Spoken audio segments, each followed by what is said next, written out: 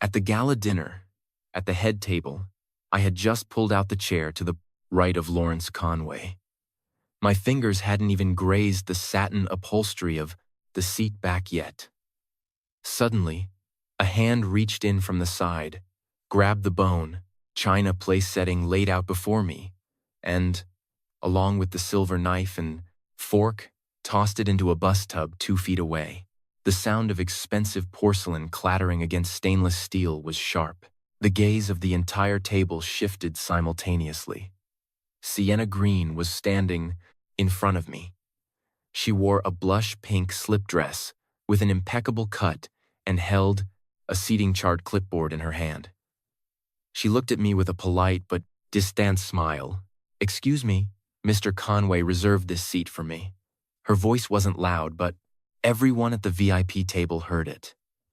I looked at her face, 26 years old, flawless makeup, every single eyelash curled to perfection. Above her collarbone, she wore a teardrop diamond pendant. It wasn't something an executive assistant could afford on her salary. I didn't say anything. Sienna tilted her head, as if waiting for me to move away, of my own volition. "The seating for family members is over there," she indicated a corner of the ballroom with her chin. "Today is only for key project, team members, and investors." Mr. Conway gave precise instructions regarding the prospered seating arrangement. "You see?" She waved the paper she was holding. I didn't move. My fingers were still resting on the chair back. Beneath the satin, I could feel the grain of the wood. Sienna's smile stiffened for half a second. She stepped closer, lowering her voice, but not enough. "Ma'am, don't make this difficult for me.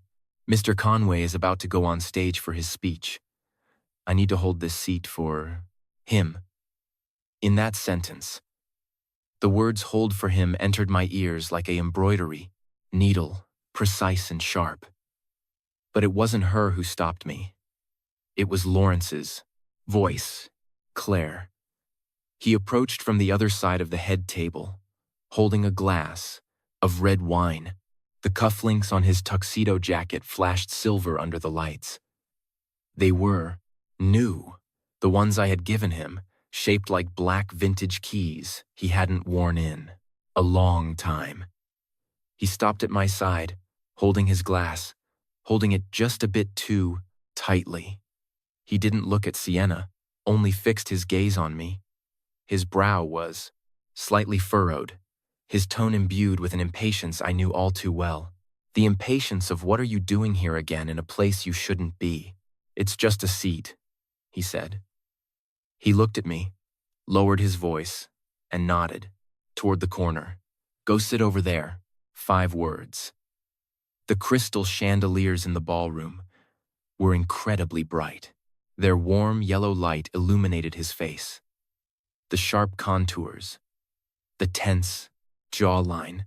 In his look, there was neither apology nor explanation, just a hurry to get rid of an annoyance.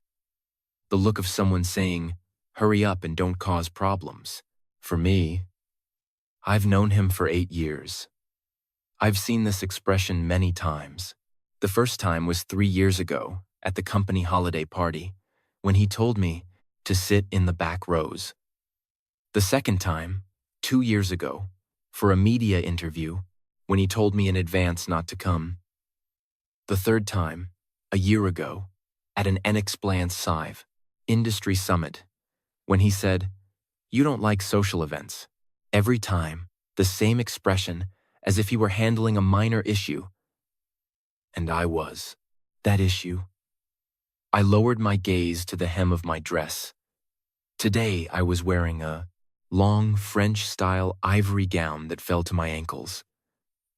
A small splash of water, probably caused by Sienna when she threw away the plate, had left a small dark spot. It was tiny, almost invisible unless you looked closely, but I noticed it. "All right?"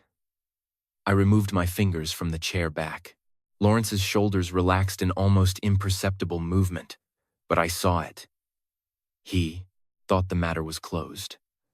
The corner of Sienna's mouth curved again, returning to that polite and distant smile. She was already signaling a waiter to come over and reset the place. I didn't head toward the family area. I turned and walked toward the main entrance of the ballroom. Behind me, someone whispered something. Probably Mrs. Conway leaving already. The noise of the MC testing the microphone covered half the sentence. I didn't look back. My heels clicked sharply on the marble floor with every step. At the entrance of the hall, there were 2 event staff members. When they saw me leaving, were surprised. One of them asked instinctively, "Mrs. Conway, do you need anything?" "No." I passed them. I passed the large potted plants lining the corridor. I passed the enormous gilded mirror at the end. The mirror reflected my image. My hair was in place. My makeup wasn't smudged.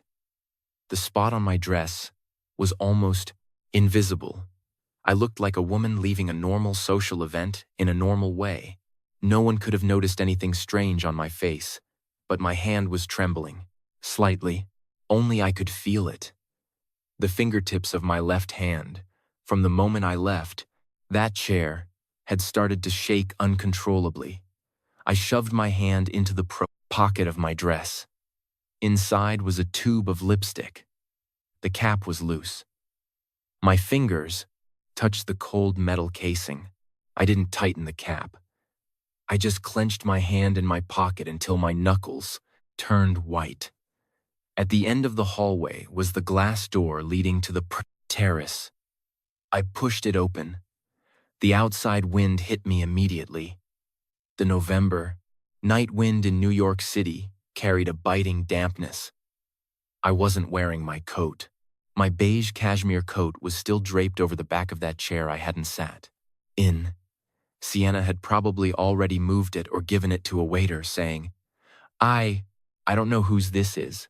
The wind grazed my bare shoulders and arms, a concrete cold.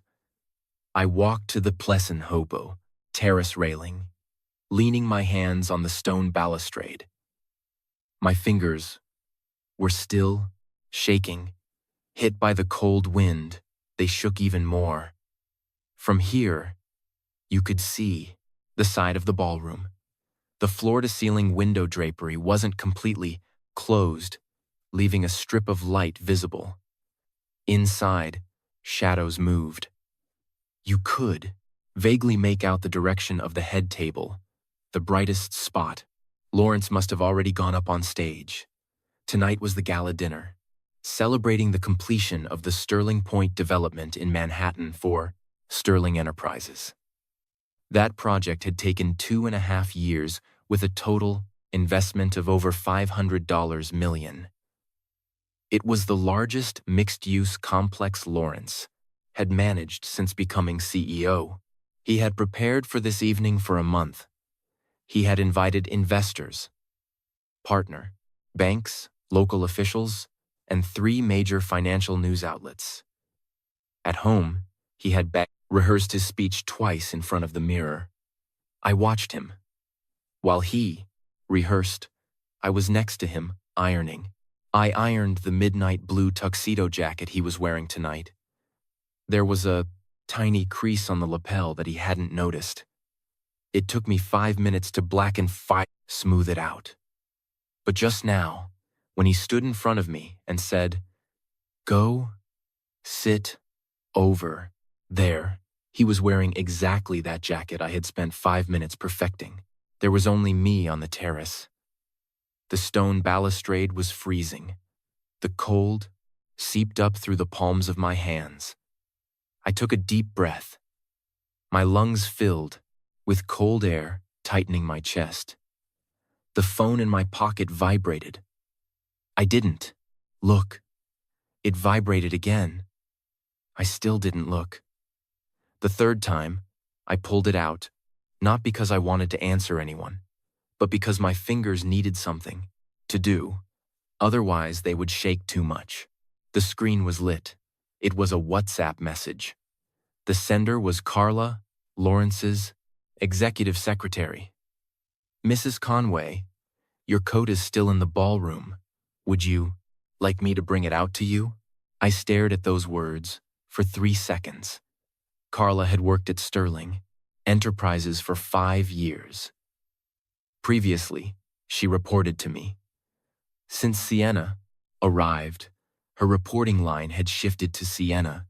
The transfer order had been signed by Lawrence. I closed WhatsApp without replying. Before turning off the Tamelend 4-dot screen, I checked the time. 7:38 p.m. I had seen the program for the evening. Speech, toasts, entertainment, networking, dinner. Everything was scheduled to end around 10 p.m. There were still more than 2 hours left. I placed the phone face down on the balustrade. The wind blew again, this time, slipping between my shoulder blades. I instinctively huddled in on myself. It was cold. A real cold. But I had no intention of going back inside. Not out of pride. Not to play a melodramatic part, but because in that room there was no longer a place for me. It wasn't just that there wasn't one today. There hadn't been one for a long time. It's just that today I got the definitive confirmation. It's just a seat. Lawrence's voice echoed in my head. To him, it really was just a seat.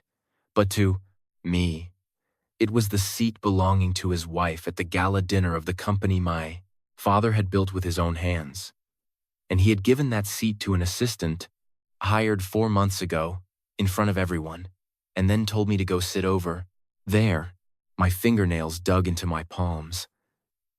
The pain numbed my hand a little, making the perception less acute. I stood there on the terrace. The wind whipped my hair around, partially covering my view.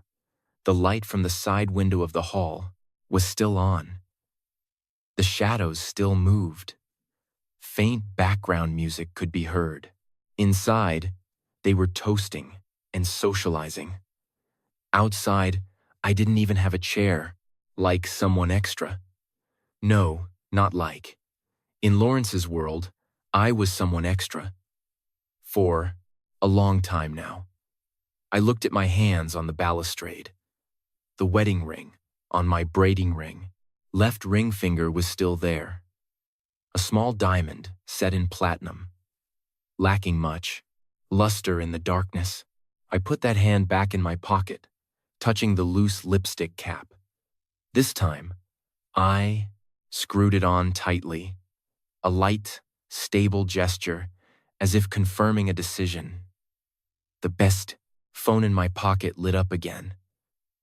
This time, I picked it up on my own initiative. It wasn't Carla.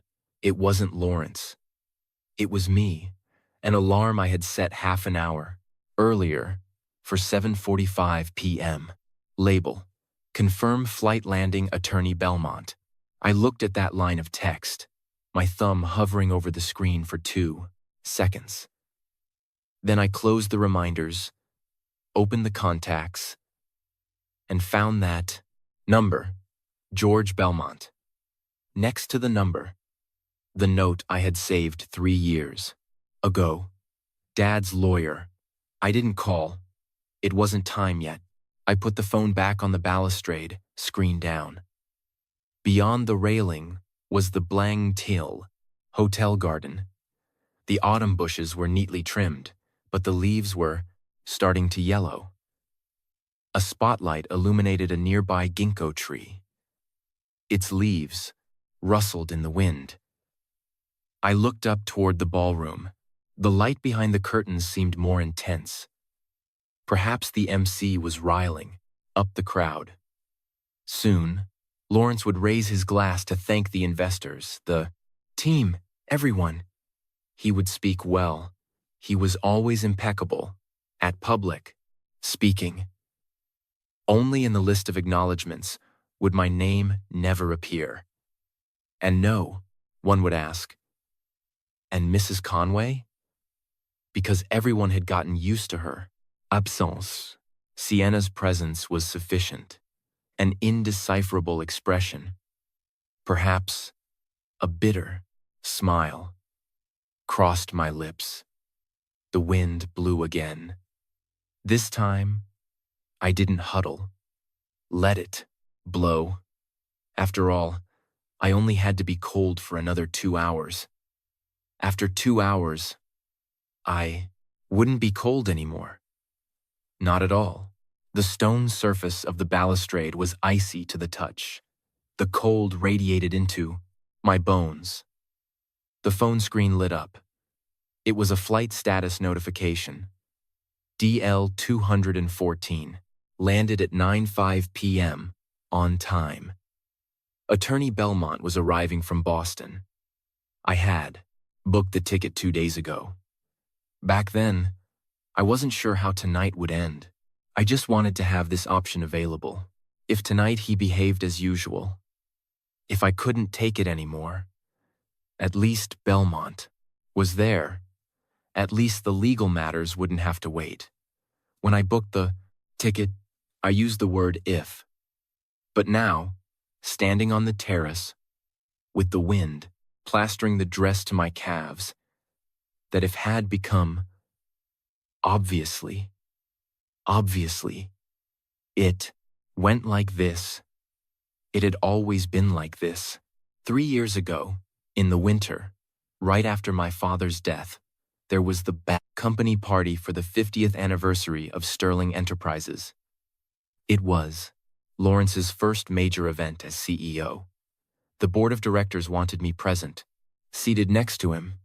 After all, my name was on the trust documents. I was the only daughter of Frank Sterling. I represented the continuity of the founding family. I hadn't yet recovered from my father's funeral. I had stopped wearing mourning clothes less than 2 months prior. The day before the party, I went to Bergdorf Goodman and bought a dark blue dress. I tried it on twice before choosing it. I didn't want to wear something too somber, but not too flashy either. I was afraid of giving the impression that I didn't care. Lawrence was rehearsing his speech in his home office. I entered with a cup of tea to ask him about the seating arrangement for the evening. Without lifting his head from the computer screen, he said, "Sit in the back rows, in the family area, with the wives of the other executives." I stood in front of his desk with the cup in my hand. The board of directors said I should sit at the head table. Only then did he look up. His expression wasn't one of refusal, but something even more unpleasant. It was the patient explanation of an obvious fact to a person who doesn't understand the rules. "Claire, I know, but today is the first time I'm presenting myself to the entire company as CEO. If you sit next to me, everyone will see not the wife of the part of ace CEO, but the daughter of the old owner keeping an eye on him." He got up, approached, and placed a hand on my shoulder with very light pressure. "I need them to understand that I am running the company now. You'll be more comfortable in the back. You won't even have to entertain the guests.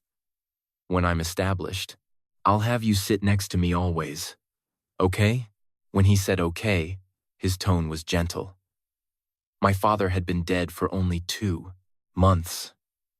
I was still immersed in a confused exhaustion.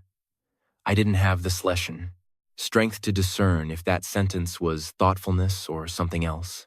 I said, "All right." That night at the party, I sat in the 3rd row from the quote, back. Next to me were the wife of the CFO and the husband of an administrative manager. The CFO's wife toasted with me, smiling. "Mrs. Conway, your husband gave an excellent speech tonight. He has your father's charisma." I smiled without replying. On stage, Lawrence really had been brilliant. The spotlights were aimed at him. He was wearing the suit I had chosen, the tie I had given him. With a calm and powerful voice, he said, "We will write the calm future of Sterling Enterprises together." He thanked the board, management, every single employee. He didn't mention my father's name, and he didn't mention me. At that moment, I thought, it doesn't matter. He just started. He needs to assert his authority. Things will get better. The wind on the terrace got stronger. Some strands of hair ended up on my face, tickling me. I tucked them behind my ear with my fingers. My fingertips were freezing. From the hall came applause, muffled by the glass door. The speech must be over. Now would be the time for the toasts. Lawrence would make the precedented rounds with his glass, first Mr. Banks from the investors, then the director of the partner bank, and finally the city official. I could recite this routine by heart, because for the last 3 years, I had always read the program of every major company event in advance, not to participate, but to know what he would be doing all evening, who he would talk to, what time he would finish, as if I were following the itinerary of a person increasingly distant from me. 2 years ago, there was an industry summit in Miami. It was the most important annual event in real estate. All the top brass of major companies attended. It was customary to bring spouses. The week before the summit, I asked Lawrence, should I book airfare for myself too? He was scrolling through his phone. He didn't answer immediately. After a few seconds, he said, "This time it's better if you don't come. The 3-day schedule is packed with forums and roundtables. You'd be bored sitting there. And the gala dinner, even the gala dinner, is for discussing business." He turned off the screen and looked at me. "You don't like social events." I didn't say anything. He flipped his phone onto the table, as if to demonstrate he was paying attention to the conversation. "Claire, it's not that I don't want you to come. If you want to come, you can come. But every time you come, you don't seem happy, and it's difficult for me too. Aren't you better off at home, resting?" He used very cunning logic. "Not I don't want to take you, but you don't want to come." Offloading the choice onto me, making the refusal seem like my decision. At the time, I didn't expose him. I said, "Okay, you go." He smiled, walked over, and kissed me on the forehead. The second night of that summit, at home, I was reading industry news and saw of Brusson Villiers-Zoll photo of the gala dinner taken by a media outlet. In the photo, Lawrence was in the center of a group of people with a glass in his hand, smiling and affable. Behind him, a half step away, was a young woman in a red dress. The caption read, "Sterling Enterprises CEO Lawrence Conway and his team attend the annual Summit Gala Dinner." And his team. I enlarged the photo and observed it for a long time. The person in the red dress wasn't Sienna. At the time, Sienna hadn't been hired yet. It was the administrative assistant back then, a girl whose name I don't remember anymore. But that position, a half step behind him to the left, that was the place where I should have been. I touched the phone in my pocket. No new messages. 15 minutes had passed. 7:50, 3 p.m. The applause from the hall became denser, interspersed with laughter and the clinking of glasses. They were celebrating. I leaned against the balustrade, my back to the illuminated window. The cold wind blew head-on. I didn't dodge it anymore. Goosebumps appeared on my shoulders. The hair on my arms stood up. An episode from last winter came to mind. A year ago, 2 days before Christmas, Lawrence said there was an end-of-year appreciation party at the company, and he wouldn't be back for dinner. I said, Okay. At 9:30 p.m., he hadn't returned. I sent him a text. What time are you coming back? He replied, probably around 11. Go to sleep. I fell asleep. He returned around 1 a.m. I wasn't fully awake. In a Fairson's, Oliver. In the Surrey, half sleep. I felt the mattress sink. I smelled alcohol and a perfume that didn't belong in our home. Sweet, with a citrus note. I didn't turn over. The next morning, he left very early. I got up, went to the bathroom, and saw his phone on the vanity counter. The screen was on. There was an unread message on WhatsApp. The sender was Sienna. The message contained just one sentence. Mr. Conway, did you have fun last night? The time was 2:11 a.m. I stared at that message for about 30 seconds. Then, I put the phone back in, its place in the exact same position. I washed my face, brushed my teeth, went downstairs and made coffee. That afternoon, I met with Attorney Belmont in a quiet cafe in Midtown. George. Belmont is 62 years old, graying hair, a college classmate of my father's, and the lawyer who established and oversees the family trust. After my father's death, we meet twice a year to verify the operation of the trust and confirm my wishes. George. I put down the coffee cup. I would like to review the clauses of the family trust regarding the trustee. Attorney Belmont looked up from behind his reading glasses.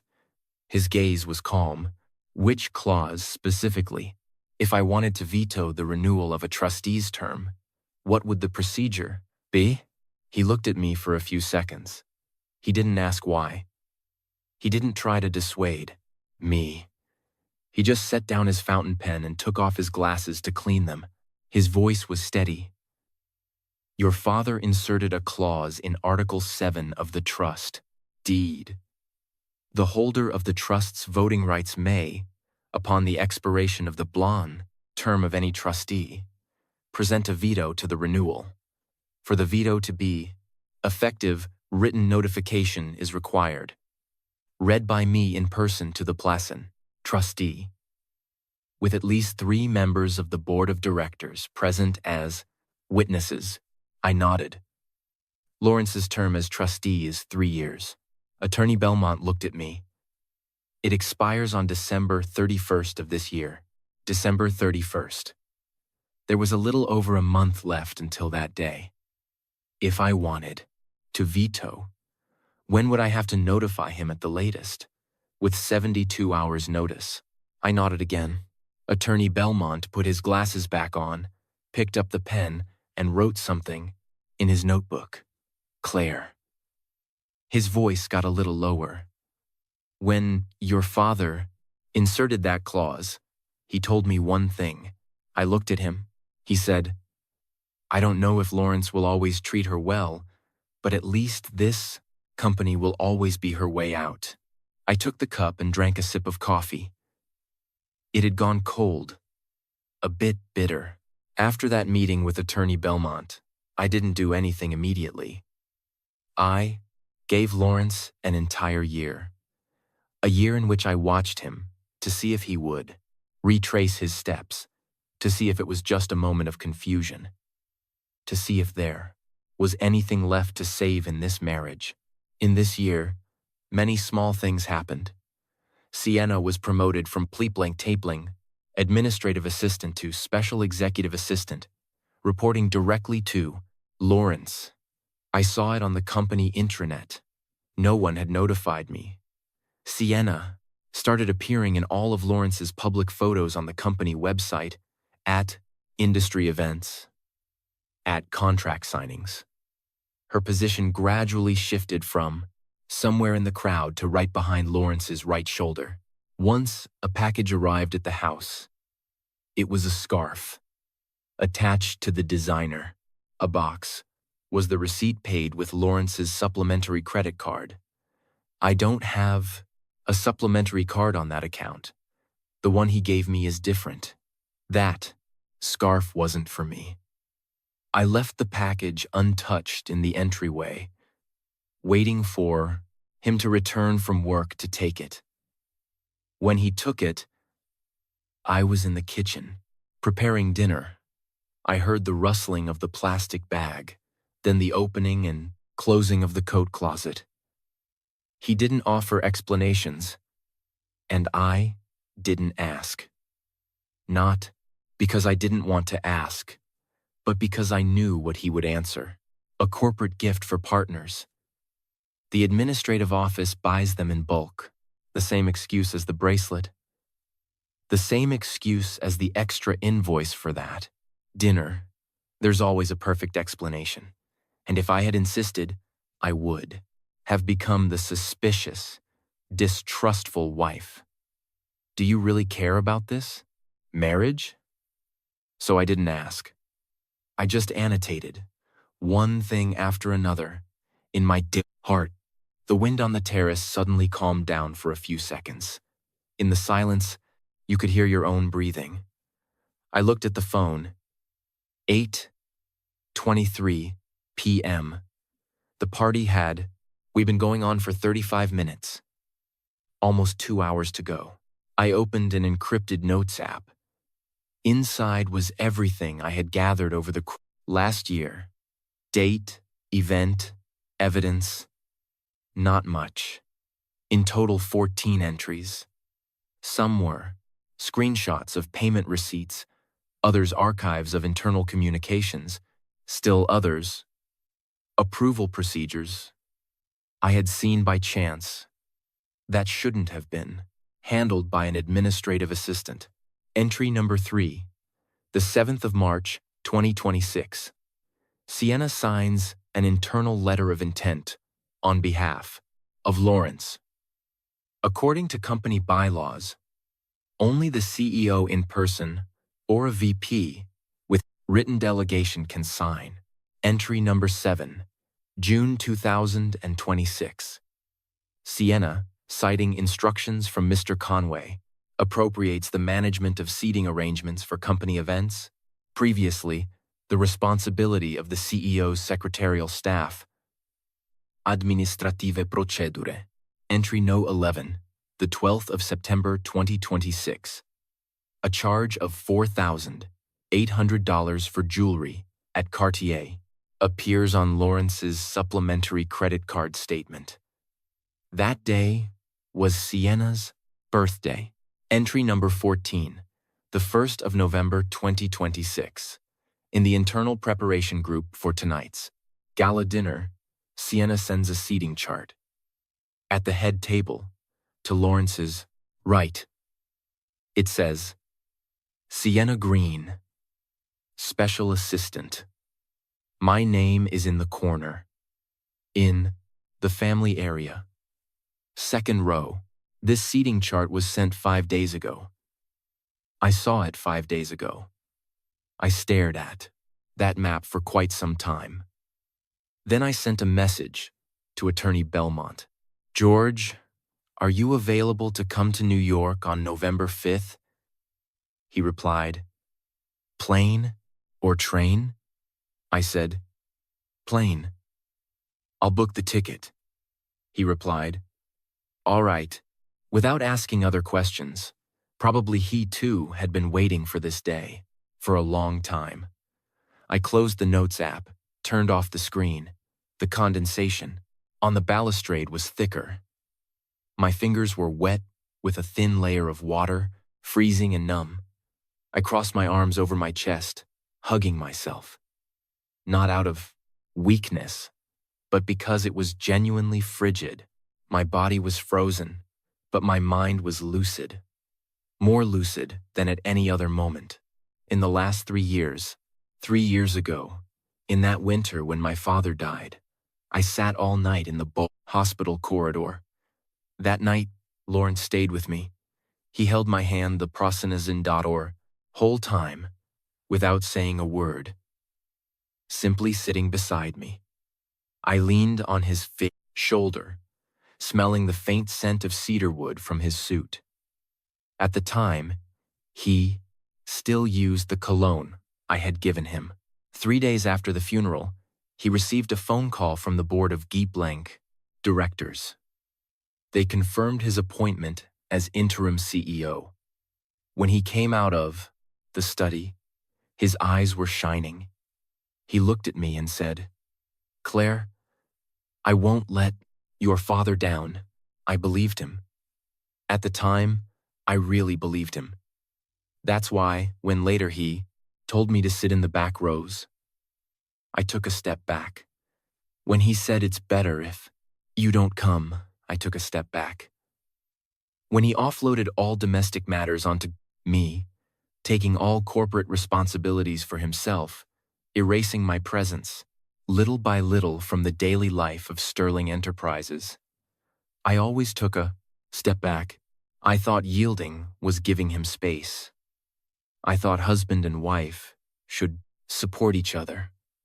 I thought he would remember that this company was my father's, that this trust was established in my name, that the CEO sitting in that chair was there because I had signed that authorization deed. He wouldn't forget. How could he? But tonight, when he stood in front of me and said, "It's just a seat. Go sit over there," he had forgotten. He had completely forgotten. He didn't forget what I gave him. He forgot who I am. 8:45 p.m. The lights in the hall dimmed for an instant, then came back on. The entertainment must have started. I straightened up, loosening my arms. I had 2 light fingernail marks on my arms that I had made unconsciously. I looked at those 2 marks. They were slight. They would disappear shortly. Like all the traces I left in this marriage, slight, always ignored. After a while, as if nothing had happened. But not tonight. The trace left tonight will not disappear.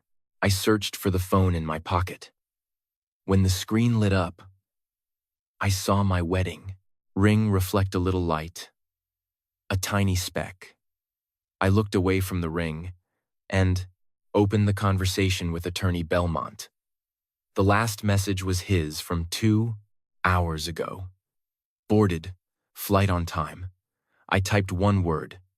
Landed, sent. I turned off the phone again and put it back in my pocket. I felt the cold metal against my thigh through the thin fabric of the dress. Less than 2 hours left. In these 3 years, I gave Lawrence countless next times. Next time, maybe, he'll remember to take me. Next time, maybe he'll mention my name in public. Next time, maybe, seeing Sienna cross the line, he'll say, "That's not appropriate." None of these next times ever arrived. In their place, a deeper silence, a greater distance, an increasingly obvious disappearance. Until tonight. He exhausted his next times in person, in front of everyone, with the phrase, "Go sit over there." Fine, then I won't sit anywhere. I looked up at the sky, the November sky over. Manhattan was starless. The city's light pollution tinged it a dark, purplish gray. I don't know what show they were putting on in the hall. I don't know if Lawrence noticed my coat was still on the chair next to him. Probably not. Probably tonight he won't even look in that direction, because that seat is already occupied. Sienna will sit there. She will toast for him, answer for him, smile at the right moment. She will do it very well. She has always done it very well. And I just have to do one thing. Wait for 10 p.m. Wait for this gala dinner, which he meticulously prepared for a month, to conclude perfectly. Wait for him to drink the last glass, greet the last guest, feel at the peak of his life amidst everyone's praises, And then Attorney Belmont will appear in the corridor holding a copy of an agreement he signed 3 years ago, but which he has probably long since forgotten.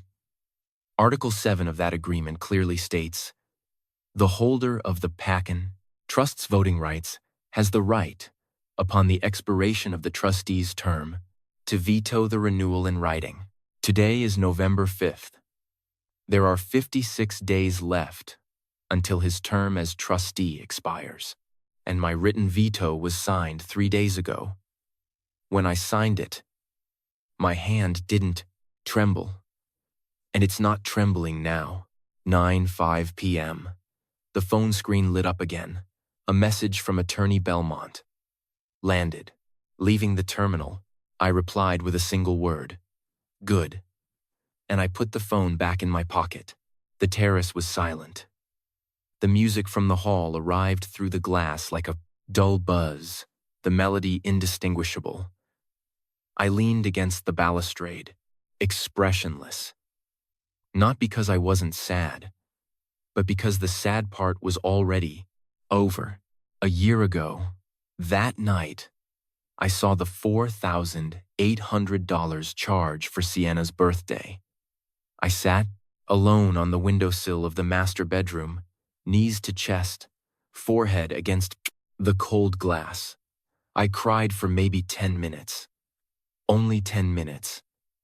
Then I wiped my face, took my phone, and sent the first message to Attorney Belmont to get confirmation of the trust clauses.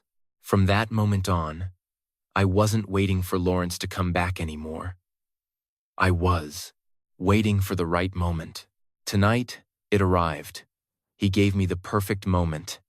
In front of investors, in front of partner banks, in front of 3 financial news outlets, in front of all the key executives of Sterling Enterprises.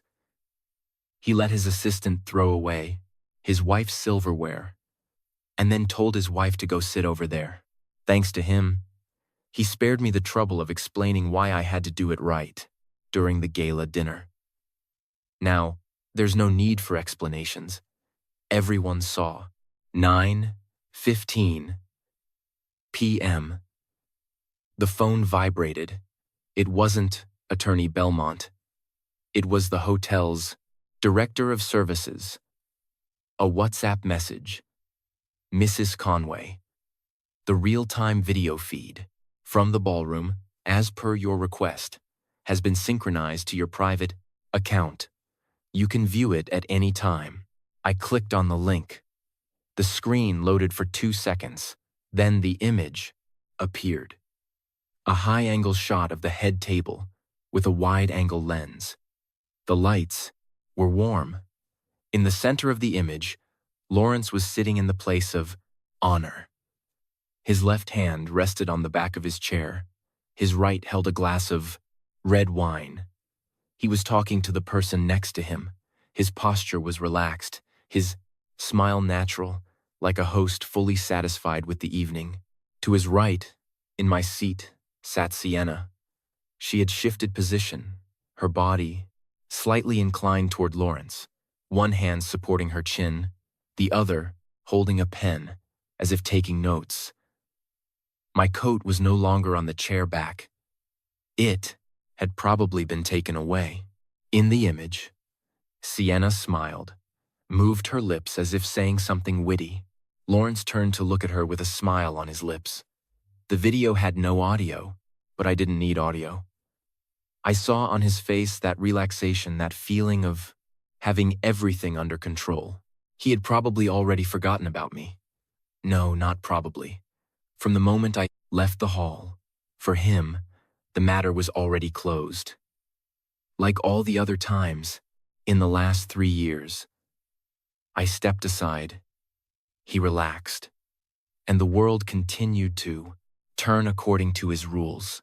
I lowered the screen brightness so as not to attract attention with the light on, the terrace, and continued watching. 9:34 p.m. A new movement appeared in the image. A man in a gray suit approached the head table. It was Mr. Banks from the investors group. He raised his glass toward Lawrence. They toasted. Sienna got up immediately, took a bottle of red wine from a nearby table, and refilled Mr. Banks's glass. Mr. Banks said, "Something." Sienna replied, smiling. Then she glanced at Lawrence. Lawrence nodded, slightly. I knew that nod by heart. It was approval, a silent. "You're doing well. Keep going." Once, he used that nod with me too. At the beginning of our marriage, when he still took me to company events. When in social situations, I helped him manage a toast or diffuse an awkward situation, he would give me a slight nod. That nod meant, "You did well." It meant, "I need you." But now, he reserves that nod for Sienna. I turned the phone slightly. The screen was marked by my warm fingerprints. It wasn't anger. It was confirmation. Every second I watched confirmed more and more that the decision taken tonight was the right one. 9:41 p.m. A third detail appeared in the image that caught my attention. Sienna got up from her seat, went behind Lawrence, and leaning down, whispered something in his ear. Lawrence's hand withdrew from the table. He leaned back, against the chair, as if to hear better. Sienna's lips were very close to his ear, a distance that anyone watching wouldn't define as just colleagues. After speaking, Sienna straightened up and, with her hand, brushed away a non-existent speck of dust from Lawrence's shoulder. That gesture, that light touch with the fingertips on the line of the jacket, was a gesture only a wife would make. I stared at the screen, Sienna's hand, retracting. Her nails had a French manicure. The white tips were clearly visible. In the image, I placed the phone face down on the balustrade. I took a deep breath.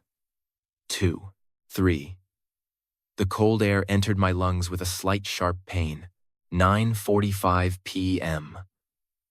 I picked up the phone again, exited the video, and opened the phone again. The PM RI conversation with Attorney Belmont. 10 minutes ago, he had sent a new message. "I'm in the hotel lobby, waiting for you at the cafe on the ground floor," I replied. "I'm on the 28th floor terrace. Are you coming up, or am I coming down?" 20 seconds later, he replied, "I'm coming up." "Which direction?" "Opposite direction from the ballroom. From the elevator, go right to the end. Push the gring from the ballroom. Glass door." "Okay, on my way." I put the phone away. My fingers were a bit stiff. I don't know if from the cold or tension. I moved my joints, feeling a slight crackle. 5 minutes. When Attorney Belmont arrives, the situation will enter an irreversible phase. Not that it's reversible now, but when Attorney Belmont is in front of me, he will open that file and ask me for final confirmation. I will have to, in front of him, in front of his old lawyer eyes that have seen everything, pronounce the word proceed, without hesitation, without a second of hesitation. I clenched my fists and reopened them. My nails left 4 small, crescent moons on my palms. The sound of the glass door opening. I didn't turn around. The sound of footsteps was decisive. Leather shoes on the terrace tiles, a rhythm neither fast nor slow. Attorney Belmont stopped at my side. He wore a dark gray wool coat, a scarf tucked into the collar, holding a black briefcase. His hair was whiter than a year ago, but the look was the same I remembered. Calm, lucid, devoid of superfluous emotions. "Claire." His voice was deeper than on the phone. "George." I looked at him. His gaze rested for half a second on my bare shoulders, then moved on. "Are you cold?" "Enough." He didn't ask anything else. He placed the briefcase on the balustrade, unzipped it, and pulled out a manila envelope. On the envelope was a small label with a line written in pen, Sterling Family Trust, Veto Trustee, Term Renewal. He handed me the file. I took it.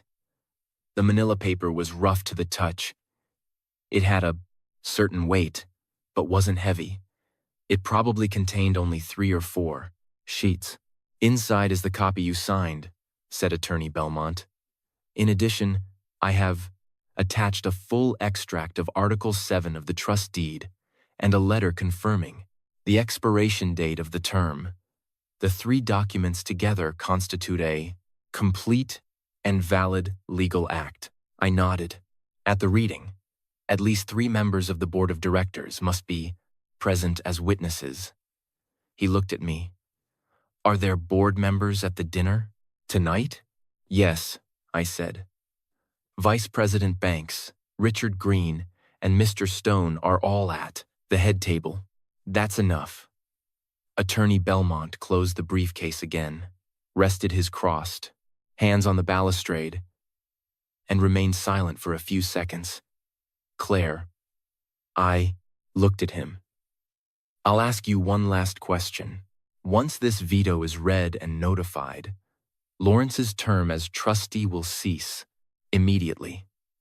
According to the trust clauses, he will have to complete the brung transition of all management powers within 30 days. Attorney Belmont slowed his pace. This means he will no longer be the CEO of Sterling Enterprises. I know. Are you sure? He looked me in the eyes, probably looking for hesitation. I let him look. 3 seconds later, he looked away. Good, he said. Tell me when. I'm ready to go in at any moment. At 10 p.m., at the end of dinner. When the guests are leaving, I said. Wait until he greets the last guest. When everyone hasn't dispersed yet, read it in the hallway. At the exit, Attorney Belmont paused for a moment. Probably he understood why right then. Not to maximize the humiliation, but to ensure that all the people who needed to knew. Investors, banks, media, executives. They won't have gotten into their cars yet. They won't have dispersed yet. They will be able to hear. So I won't have to explain things a second time. I understand, said Attorney Belmont. He asked no further questions. 9:58 p.m. Attorney Belmont left. He went back down to the cafe on the ground floor to wait. He said he would come up alone at the right time. On the terrace, I remained alone again. I reopened the surveillance video. In the hall, the networking phase was still underway. People chatted in small groups, moving around with glasses in hand. Few people remained at the head table. Lawrence, Sienna, and another person I didn't recognize. Sienna was now completely relaxed, leaning back in her chair, one hand on the edge of the table, talking to Lawrence. Like the hostess.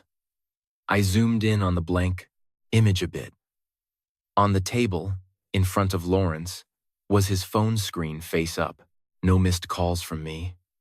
No messages asking, "Where are you?" In an hour and a half, he hadn't sought me out. Not even a message. I stared at the screen of that phone for a long time. The resolution wasn't high enough to see what was written, but that black screen lay silent on the table, never lighting up. He didn't even remember to ask about me. I closed the video, clutching the phone in my hand, feeling the metal edge warm, up a bit with my body heat. 10:12 p.m. The phone vibrated. I looked. It was a message in the company group chat. The sender was Sienna. At everyone. The gala dinner tonight has entered the dinner phase. Please every department Send a report of the event via email to my inbox by tomorrow morning. Furthermore, Mr. Conway's speech and photos of the event will be collected by me and published on the official website and social media.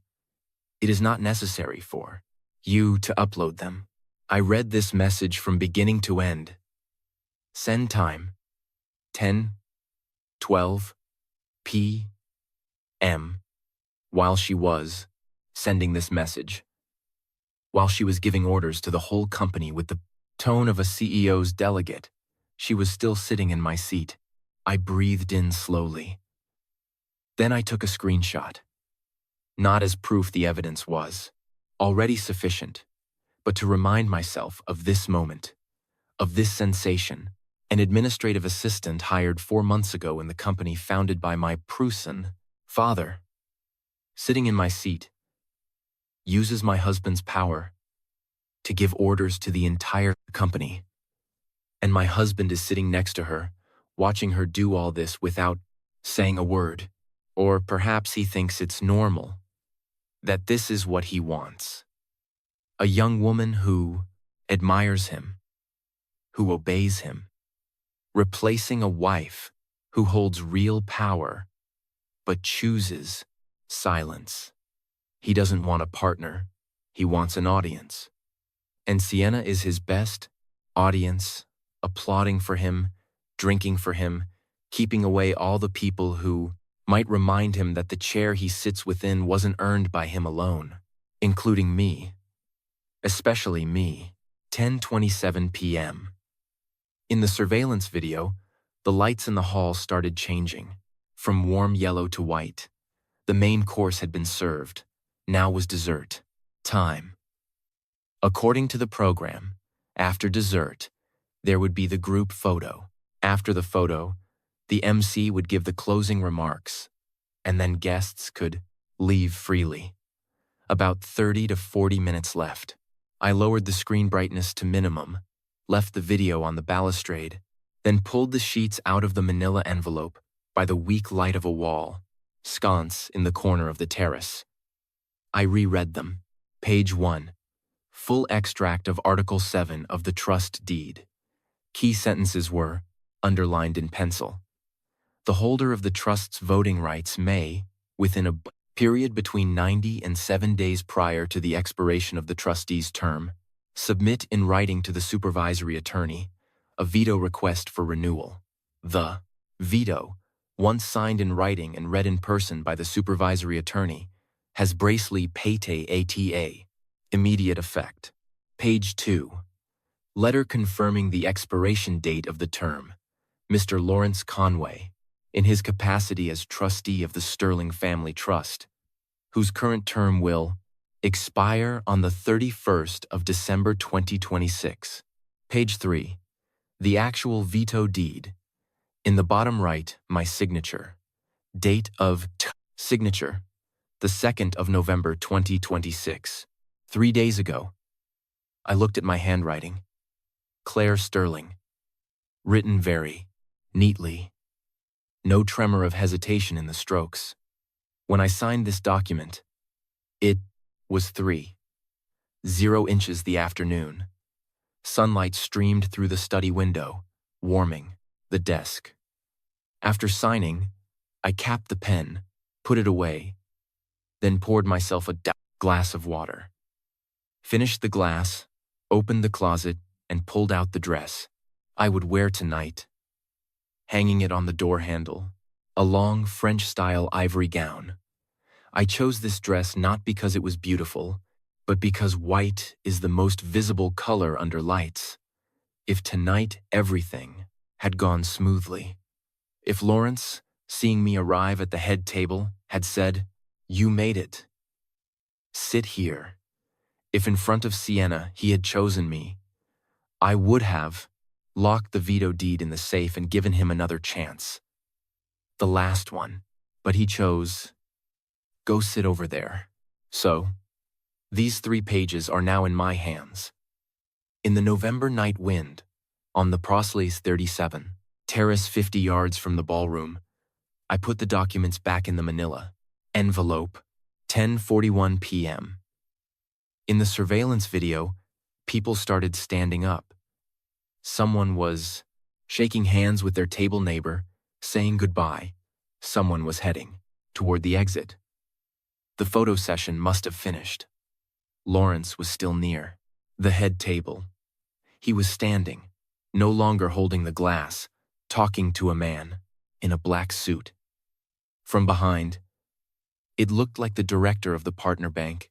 Sienna was 2 steps behind him, holding a folder and Lawrence's phone. She was holding his phone for him. I checked notifications on my phone.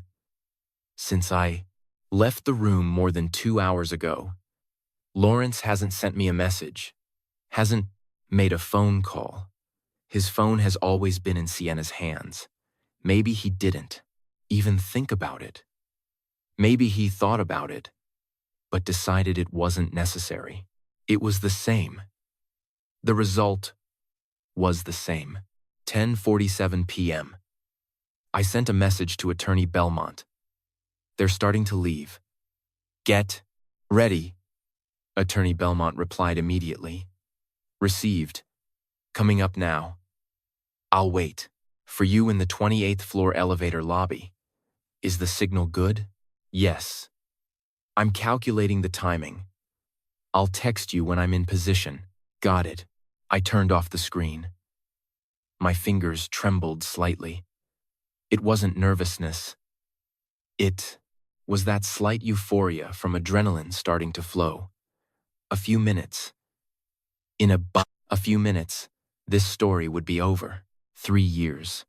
From my father's death to today, exactly 3 years. In over 1,000 days. I took one step back after another. I gave in one time after another. I transformed from the founder's daughter to Mrs. Conway. From Mrs. Conway to Claire. From Claire to a stranger who doesn't even have a seat. Tonight, the last step. Not my last step, his. 10:53 p.m. The ballroom in the video was almost empty. About a third of the Groff Kamerandid in guests had left. The others were standing near the exit and in the hallway, chatting in small groups. Lawrence had moved from the head table to the center of the room, shaking hands with some executives who hadn't left yet. Sienna followed close behind, handing him a handkerchief at the right moment. Take business cards. The MC had already given the closing remarks. The lights had switched from stage lighting to general illumination. It was almost time. I straightened up on the terrace. My legs, after standing for so long, were a little sore. I shifted my weight, took my hands off the balustrade and rolled my wrists. My fingers weren't shaking anymore. 10:58 p.m. In the image, Lawrence headed toward the main entrance of the hall. He was escorting someone. The bank director walked at his side. They talked. As they walked, Sienna was a few steps behind, waving goodbye to another person. The ushers opened the door. People started heading into the corridor. They were leaving. I picked up the phone, opened the conversation with Attorney Belmont.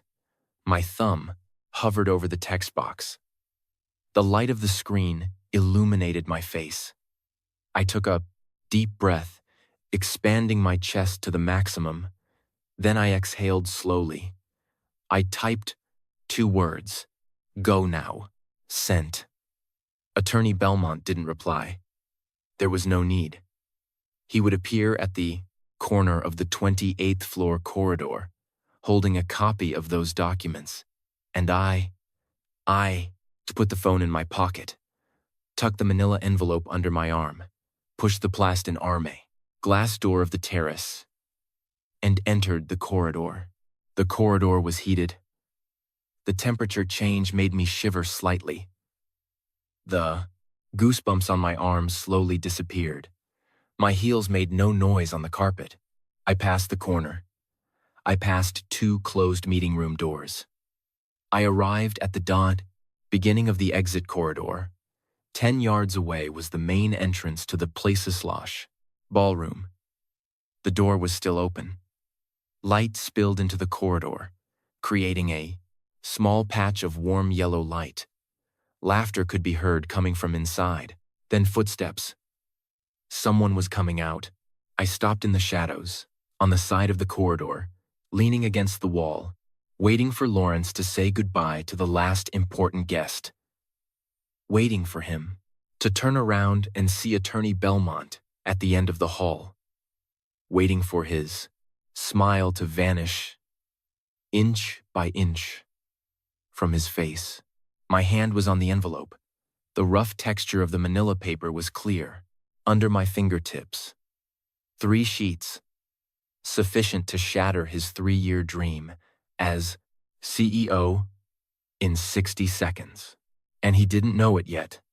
He was still laughing inside, still shaking hands, saying goodbye, still thinking that tonight was the most glorious night of his life. 11:02 p.m. The main entrance to the hall was open. Guests came out in small groups. Someone shook Lawrence's hand, saying goodbye. People chatted in the Partmas corridor. Laughter and footsteps mingled. I was standing at the side of the corridor, leaning against the wall, envelope under my arm, phone in my pocket, in my field of vision at the end of the corridor, in the direction of the elevators. Attorney Belmont appeared, walking without hurry, dark gray coat, black briefcase, an air of calm authority. He didn't look my way.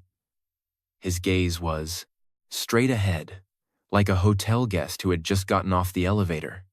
But he stopped right in front of the entrance to the exit corridor. He stopped less than 50 feet from the hall entrance. He just had to wait. When Lawrence finished saying goodbye and turned around, he would see Attorney Belmont. 11:04 p.m. Lawrence appeared in the doorway of the hall. He was shaking hands with the bank director, with that perfectly calibrated smile, sincere but not too warm, appropriate but not servile. Director, thank you for your presence. Tonight, next week I'll have the updated collaboration proposal sent over. The director patted him on the shoulder, said something, and headed toward the elevators. Smiling, Lawrence followed him with his gaze, then turned. His gaze traveled down the corridor. When he saw Attorney Belmont, he paused for only less than a second, but I saw his shoulders tense slightly. He had recognized him. Attorney Belmont didn't move. Stood there, briefcase in his left hand, right hand by his side.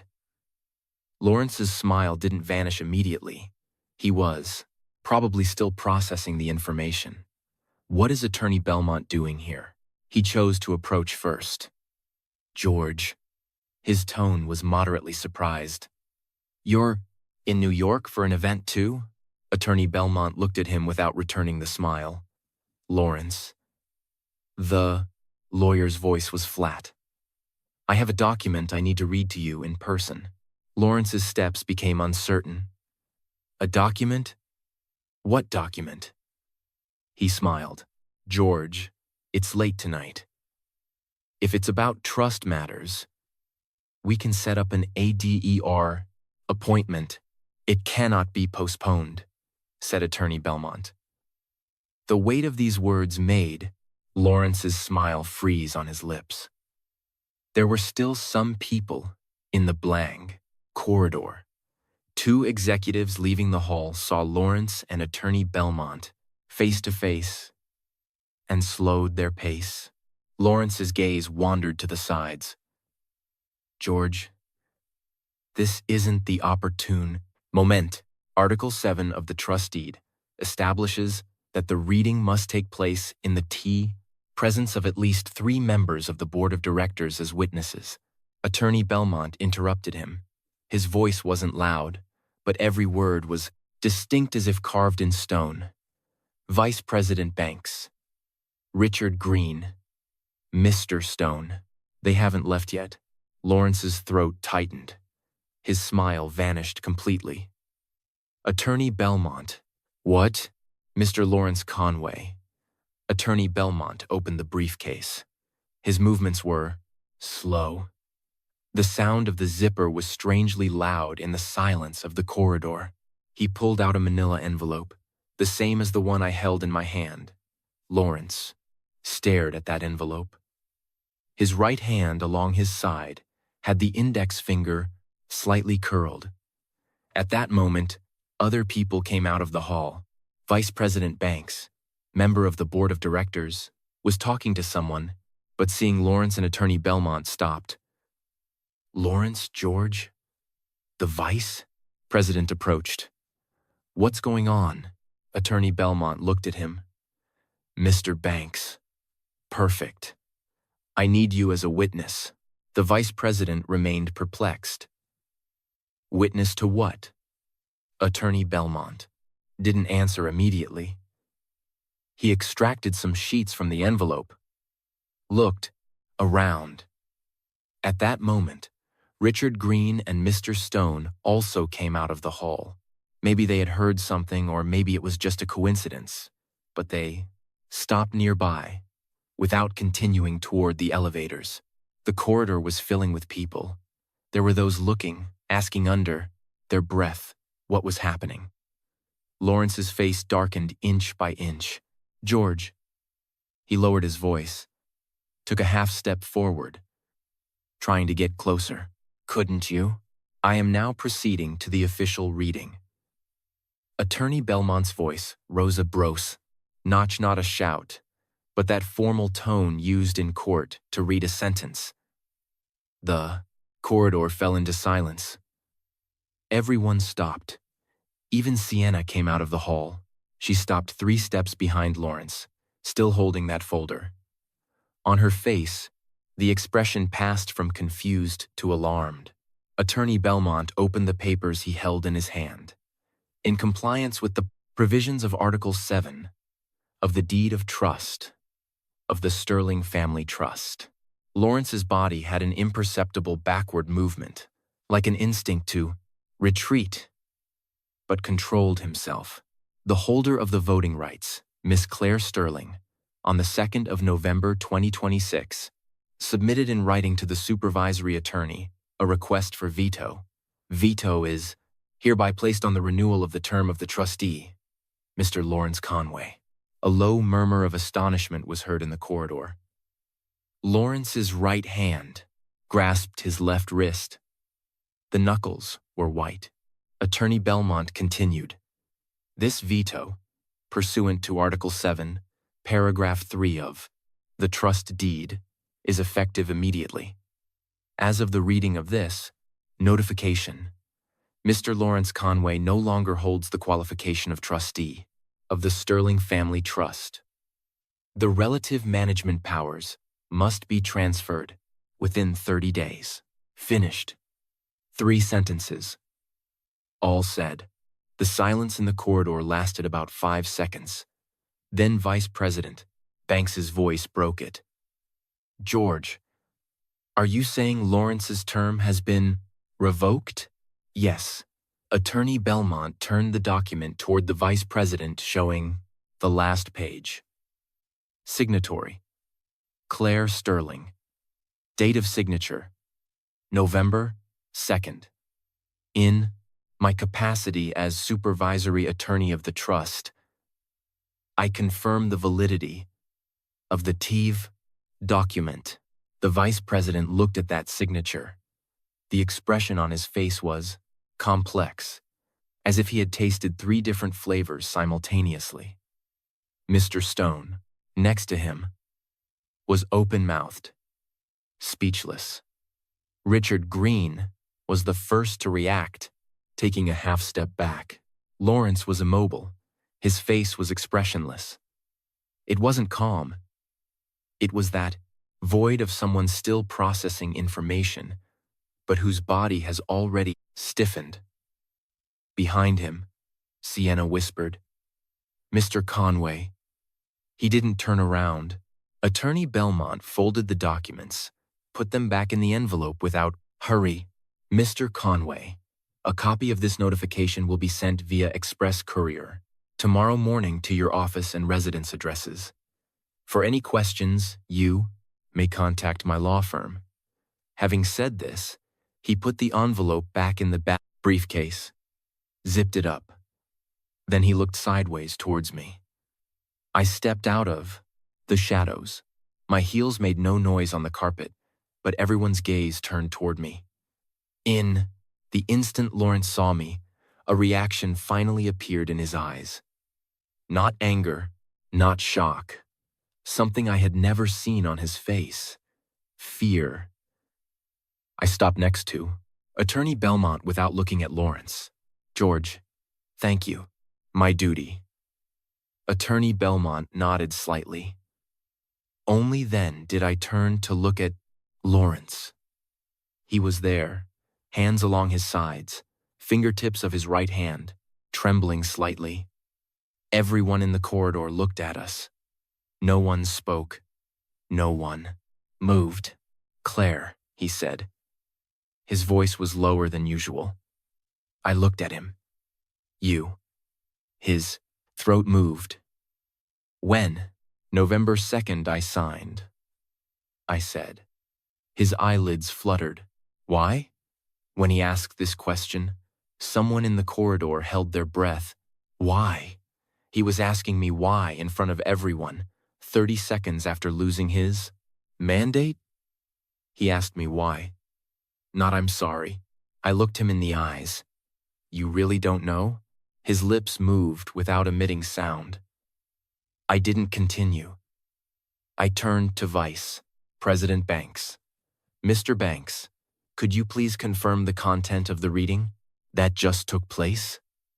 I have here a witness declaration that requires the signature of 3 board members. The vice president looked at me, then looked at Lawrence. He nodded. Certainly. I took the printed declaration and a pen from my envelope and handed them to him. The vice president, taking the pen, hesitated a moment, but signed. Richard Green signed second, rapidly, as if wanting to exit that situation as soon as possible. Mr. Stone signed third. After signing, he returned the pen to me and said in a low voice, President Sterling. These words resonated slightly in the corridor. Sienna's face went white. She stood behind Lawrence, lips slightly parted. The folder slipped a little in her hands. She grabbed it back hurriedly. Lawrence was still there, immobile. His gaze passed over the 3 counselors who had just signed, only to return to me. Claire. His voice was very low, but the silence of the corridor made it audible to everyone. Can we talk about this at home? Talk at home. Again these words. I put the declaration back in the envelope. There is nothing to talk about at home. His jaw tightened. I saw the vein on his temple pulse. Do you realize what you're doing? He took a step forward. His voice became harder. The Sterling Group, I've managed it for 3 years. Managed for 3 years, I repeated. He stopped. Yes, managed for 3 years. I looked at him in the capacity of trustee, not owner. The corner of his mouth twitched. Someone in the corridor started backing away silently. After the revocation of the mandate, according to Article 9 of the trust deed, the complete transfer of powers must occur within 30 days. My voice was flat.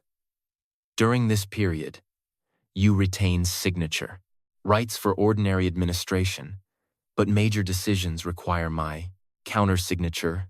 He stared at me. I stared back. You read all these clauses when you signed the agreement 3 years ago? I said. Do you want me to help you find the page? He took a step back. Not because I pushed him, but because that sentence made him understand that I wasn't improvising, that I knew every clause, every page, every word. that I had always known. That step back of his was clearly visible to everyone in the corridor. Vice President Banks looked away. Richard Green pretended to look at his phone. Mr. Stone turned and headed toward the elevators. Sienna was immobile, like a plant frozen at the roots. Lawrence's lips moved several times, but in the end he managed only to say, "You, I can't do this to me." I adjusted the envelope. I already did. Then I turned to Attorney Belmont. "George, thanks for tonight. For the transition procedures, talk tomorrow? Good." Attorney Belmont switched hands, holding the briefcase. "I'm going back to the hotel room. Rest up." I nodded. He turned and headed toward the blank elevators. Only a few people remained in the corridor.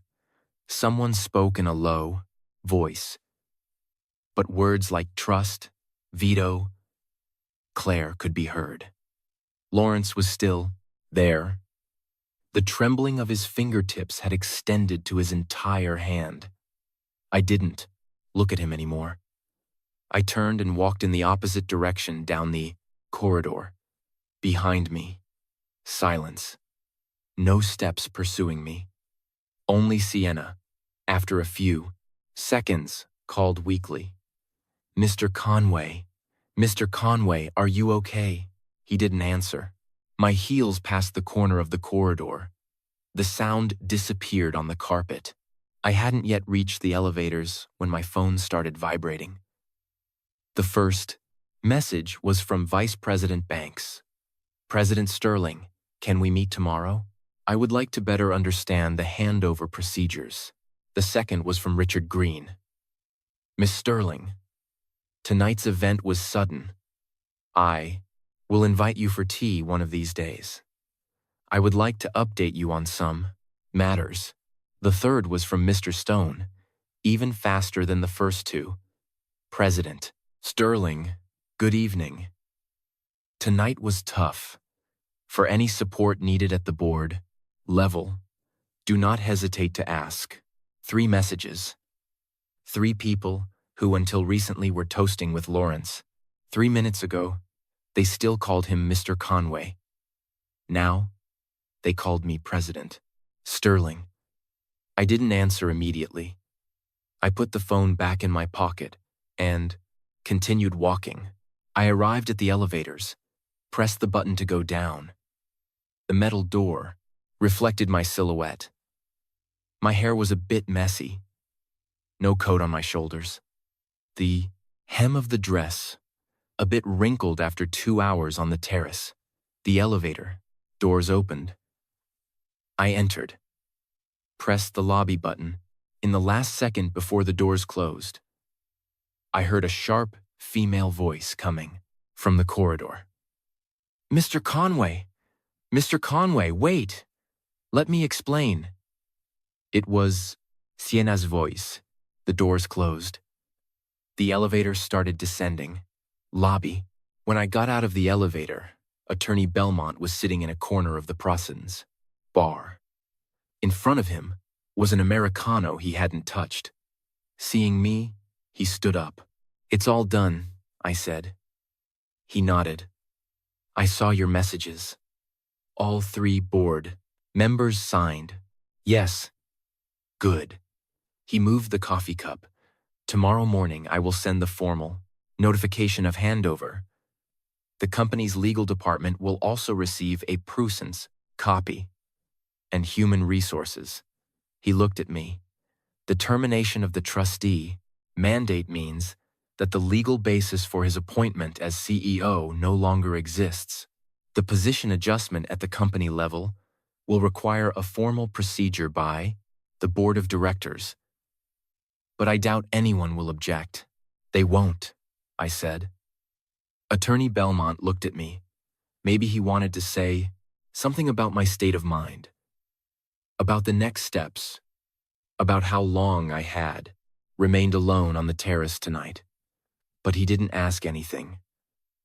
"I'm going back to the room then," he said. And you? I'll stay a bit longer. He nodded, picked up his briefcase, took 2 steps, then stopped and turned to look at me. Claire, yes, if your father knew, he would think you did the right thing. For a moment, I felt a lump in my throat. Only for a moment. I smiled at him. Thanks, George. He turned and left. Less than 5 minutes after attorney Belmont's departure, my phone vibrated again. This time they weren't messages from board members. It was the internal company group, the one where Sienna, at 10 p.m., was still giving orders. The sender was the HR director. At everyone urgent communication, please be informed that following notification by the supervisory attorney of the board of directors, Mr. Lawrence Conway's mandate as trustee of Sterling Group has officially terminated today. The relevant handover procedures will be completed within 30 days. During this period, the ordinary operations of the company will be temporarily managed by Vice President Banks. For any questions, please contact the Board of Directors office. I stared at this message for a few seconds. The reaction was faster than I expected. It had probably been Vice President Banks who informed him. After sending the message, the group remained silent for about 10 seconds. Then, one after another arrived. Received. Understood. Okay. No one asked why. No one said a word in Lawrence's defense. A group of 43 people, more than 20 responded received. No messages like, "What happened to Mr. Conway?" Or "Isn't this a mistake?" This is the world of power. 1 second. Before they call you Mr. Conway, applaud you, pour you a drink. 1 second later, a communication arrives, and they no longer even have the interest to look at you. I scrolled through the group messages. Sienna didn't reply. Her icon was gray. Maybe she had already left the group, or maybe she had been removed. 10:19 p.m. The phone lit up again. This time it was a call from an unknown SIM number. I didn't answer. 10 seconds later, it called back. I answered. "Hello? Ma'am? Mrs. Sterling?" The voice on the other end was trembling. A young woman. "It's Sienna." I didn't say anything. "Mrs. Sterling, I wanted to explain to you about tonight. About the seating. It was Mr. Conway who asked me to do it. Like that. I just followed his instructions." Her voice became faster and faster. "Really? I didn't know your position. Mr. Conway never talked to me about the trust. I thought you were just. Thought I was just what?" She stopped. My voice was flat. "Thought I was just a person whose silverware you could throw away." On the other end of the phone, silence. "Mrs. Sterling, really, it wasn't my intention. Mr. Conway usually tells me that you're not interested in the company, that you don't like participating in events, and you believe everything he says? You've been at the company for 4 months. You countersigned a letter of intent on March 7th. On the other end of the phone, breathing suddenly stopped. You took control of seating management from the secretarial staff without following administrative procedure in June. You used Lawrence's supplementary credit card on your birthday for a charge of $4,800 in jewelry on September 12th. On the other end, a choked sound was heard, as if someone were squeezing her throat. "Which of these things do you want to explain to me?" Those. Mr. Conway asked me to. I didn't ask you what Lawrence asked you to do. I said, "I am telling you that every single thing you did." I recorded. On the other end of the phone, total silence. Mrs. Sterling. Her voice changed. Now it was trembling. You won't report me, will you? The company will initiate an internal investigation on you. Signing documents is an abuse of power. If serious, it's misappropriation. My tone didn't change. It's not my decision. It's regulations. But Mr. Conway asked me to. I have the chats. I can prove it. Then keep them as evidence. I hung up. I put the phone face down on my knees. The lights of the bar were warm. There was light music in the background. At the Tabligligion's next table, a couple was chatting. From time to time, the girl's laugh could be heard. Sienna's voice still echoed in my ears. That panic, that haste to dissociate herself, that desire to offload all responsibility onto Lawrence. 4 months ago, when she joined the company, she was full of admiration for Lawrence. 3 hours ago, when she threw my silverware in the bus tub, she was arrogant. Now, she was already saving chats as evidence. Not even a night has passed. A phrase I had read once came to mind. When you elevate someone, the people around you applaud you. The day you fall, the first to trample you are those very same people. Lawrence probably doesn't even know Sienna made this call yet. Probably thinks she is still on his side. 10:28 p.m. Another message. Sender, Lawrence's mother. A message sent in the SIAS family WhatsApp group. That group with only me, Lawrence, and her. Claire, what did you do? Lawrence called me, said he was fired. Are you crazy? You. A woman interfering in company business. Call me. I looked at the message. I didn't reply. While exiting the group, my finger hovered for a second over the exit group button. Then I pressed. The system showed you left this group. 10:32 p.m. Lawrence's mother called me directly. I didn't answer. She called back. I didn't answer. She sent me a WhatsApp message. Claire, don't pretend nothing's happening. You have the nerve to do such a thing. To my son? He who worked so hard for your family for 3 years? And you repay him? Like this. Do you have another man? I read it. I replied with 4 words. Ask your son. Then I blocked her. 10:35 p.m. New updates from the company group. This time, it was a private message. From the HR director. President Sterling, I need to update you on a matter. I reviewed Sienna's hiring file. Her position as special assistant was approved via a special channel signed directly by Mr. Conway, skipping HR evaluation and department interviews. I replied, and then, in her 4 months of service, there were 3 cases of unauthorized signing, 2 improper uses of the expense reimbursement channel, and as you may already know, misappropriation of seating management tonight. We didn't investigate before because Mr. Conway had said, I'll handle Sienna's matters.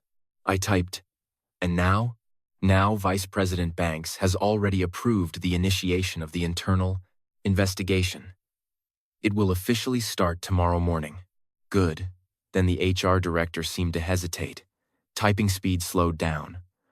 Also, after being removed from the group, Sienna deleted all the messages she had sent. But our IT department has a backup of messages we have already extracted and saved everything. I replied with 2 words. Excellent work. My duty, President Sterling. I turned off the screen, leaned against the back of the bar sofa, closed my eyes for a few seconds. Sienna was deleting messages. Lawrence was calling his mother. His mother was accusing me of having another man. Vice President Banks was sending interim management communications. The HR director was extracting backups. Richard Green was inviting me for tea.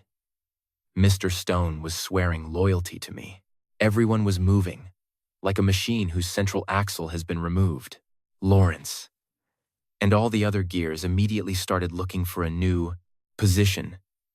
Some approached me, others protected themselves, others trampled each other. And the axle removed so far hasn't sent me a message yet. 10:41 p.m. I was about to get up and call a car when hurried heel noise was heard from the corridor. Sienna appeared at the bar entrance. She was still wearing that blush pink slip dress, but her makeup was smudged. The eyeliner ran a bit. The sides of her nose were red. She clutched the phone in her hand. Her gaze scanned the lobby. When she saw me, she hesitated, remained there, hesitant for about 3 seconds, then headed toward me. The noise of her heels on the marble was much weaker than a few hours earlier in the ballroom. She stopped in front of me. Mrs. Sterling. Her voice was no longer as frightened as on the phone. Sounded more like a person who had thought well about what to say. I looked up.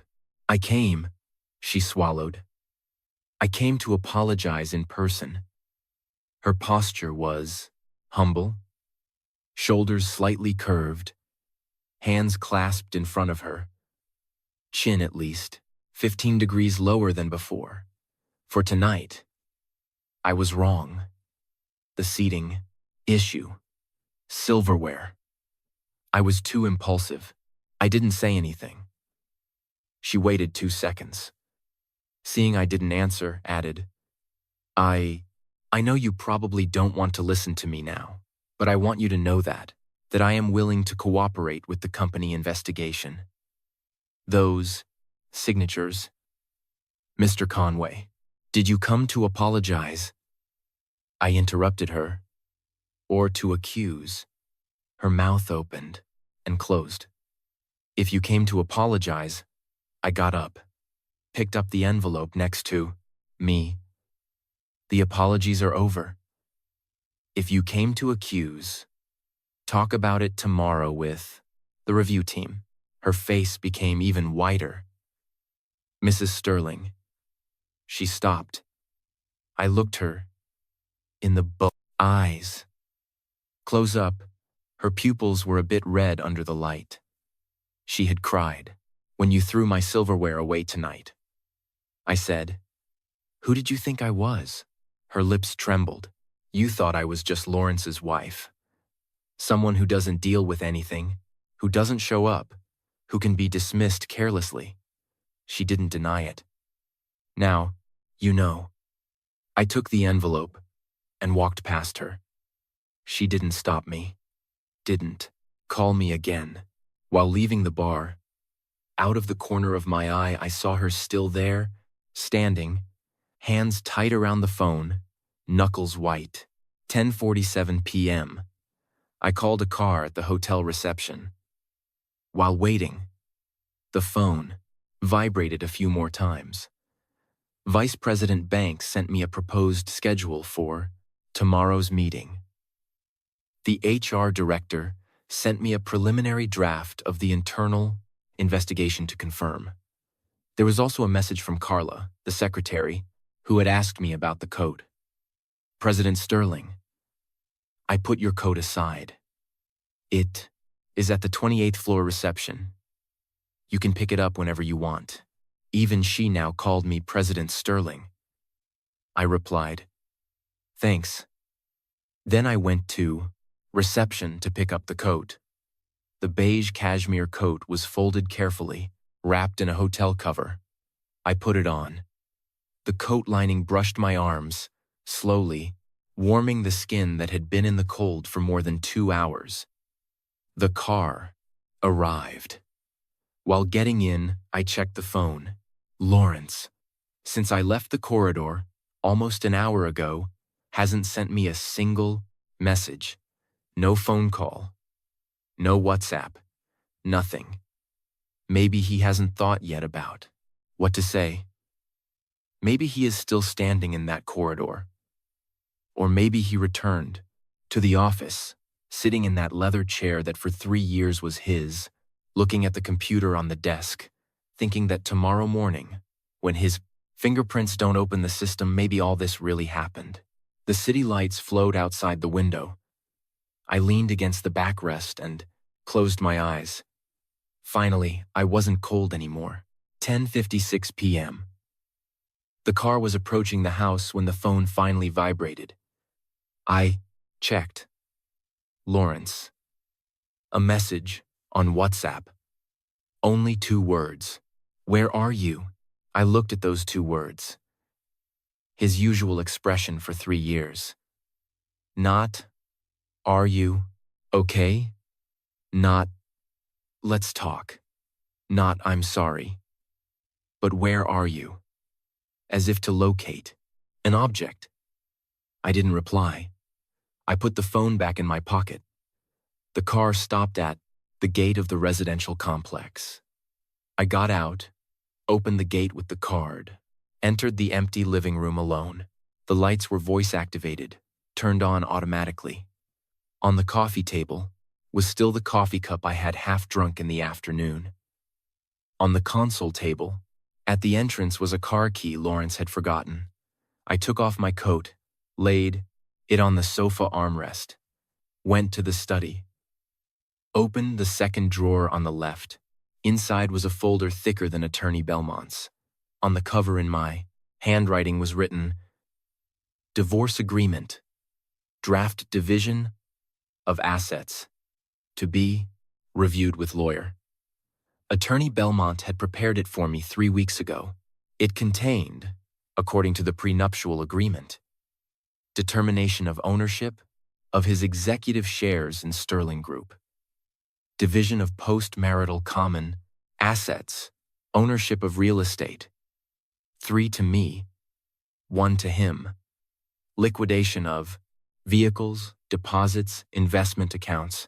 Every clause had a legal basis. Every clause figure had been verified. I didn't want to leave him with nothing, nor did I intend to take everything from him. What was his, I would give him. What wasn't his, not a penny more. I pulled the folder out of the drawer and placed it in the center of the desk. Tomorrow, if he comes back, if he still has the face to come back, I will see it. I turned off the study light, went back to the bedroom, sat on the posson edge of the bed. The phone in my pocket vibrated again. Pulled it out. Lawrence's second message. I'm coming back. Wait for me. Wait for me. 2 words, he said. Wait for me. Like all the other times in the last 3 years. Wait for me to finish the meeting. Wait for me to finish the event. Wait for me to pass this intense period. Always me waiting. Always him, asking me. I put the phone on the nightstand. Didn't reply. Got up. Went to the bathroom. Washed my face. Cold water on face. Looked in mirror. Under eye circles were a bit red. Not from crying. From tiredness. From 2 hours spent on terrace in cold. It was capillary dilation. Wiped face with towel. Return to room. Put phone on silent mode. I'm not waiting anymore. Not tonight. And never again. 11:14 p.m. From the living room came the sound of the lock. I was sitting in the processblank.org study. The folder was in the center of the desk. The ivory-colored cover facing up, my handwriting clearly visible. Steps came from the entrance. First sound of leather shoes on floor, then a pause. Maybe he was taking off shoes, or maybe just standing there looking at empty living room, undecided whether to enter. 3 seconds. 5. 8. Steps resumed in direction of study. He stopped on threshold. Door was open, Light on. Claire. His voice was much deeper than in hotel corridor, as if he had held breath for whole trip back. I looked up. He was on threshold, jacket taken off, resting on, left arm. A shirt button unbuttoned, tie loosened and crooked. He didn't look good. It wasn't anger. It was a grayness like someone who received series of slaps in an hour, but couldn't react because too many people around and had to keep everything inside until home. He entered study. After 2 steps stopped because saw folder on desk. His gaze rested on that envelope for at least 4 seconds. I saw, while reading line on, cover, divorce agreement, draft division of assets. His eyes moved from left to right, then stopped. His right hand gripped jacket, resting on arm. Fabric, wrinkled. What is this? His voice was weak, as if regretted immediately after asking, Question, you see it? I said. He didn't move. Stood 2 yards from desk, staring at folder like time bomb. Claire, tonight I came here to talk calmly. His tone tried to be flat, as if prepared speech for whole trip. What do you want to talk about? Tonight? He took step forward, placed jacket, on back of chair. Slow movement, as if wanting to demonstrate being calm. The trust issue. You acted too impulsively. I know why you're angry. You know? He stopped moment. Sienna issue, he said, and seating. Tonight, she definitely exaggerated. I'll handle it. It's already under internal investigation. His mouth closed. When? An hour ago, HR director initiated procedure. Vice President Banks approved it. His jaw tightened. You organized this too? I didn't organize it. My voice was flat. Your people moved on their own. Not. An hour passed from your revocation and already started procedure. He didn't answer. Adam's apple moved. Silence for about 5 seconds. Then approached. Desk. Reached out to take folder. Don't rush to look, I said. His hand stopped midair. Finish saying what you wanted to say. He withdrew hand. Looked at me. His gaze was complex. There was anger. Anger of someone deprived of power. There was bitterness. Bitterness of someone humiliated in public. And there was something else. Maybe fear. Maybe bewilderment. Maybe regret that didn't dare admit yet. Claire. Started this time with lower tone. Do you know how those people looked at me tonight? Didn't answer. Attorney Belmont read document in front of everyone. Bank director hadn't left yet. Banks stood there. And Stone's expression. Did you see it? His voice accelerated. Do you know what they will say about me from now on? Lawrence was fired by wife, kicked out during his gala dinner. Do you know what will be said in industry tomorrow? We'll say. His eyes widened bit. Aren't you worried? Worried about what? Impact on company. Raised hand in air, as if to grasp argument. On sterling, group reputation. On trust of external partners. Trust of partners is based on projects, not your title. His words blocked. Mouth opened and closed. Waited 2 seconds. Finished? I looked at him. Lawrence. Since you entered, every single word you said doesn't concern what you did tonight. His expression changed. You worry about how others see you. Worry about what will be said in industry. Worry about company reputation. My voice didn't rise, but every word was precise. The only thing you don't worry about is how I was treated in front of you tonight." His lips moved. "First thing you said, entering, wasn't, 'I'm sorry,' was, 'What is this?'" He was there, silent. Long silence. In study, only faint hum of air conditioning heard. After about 10 seconds spoke. "Okay." His voice became harder. "What Sienna did tonight was my fault. I didn't side immediately with you. I was wrong. Looked at me. But Claire, just for seat, you fired me after 3 years." "A seat?" repeated his words. "He was immobile. That's what you said too. Tonight." My voice was weak. "It's just a seat." His eyelids fluttered. 3 years ago, when you made me sit in back rows, was just seat. A year ago, when didn't take me to Summit, was just occasion. Tonight, when let assistant, hired 4 months ago, sit next to you, throw my silverware in trash. For you was just seat. Looked him in eyes.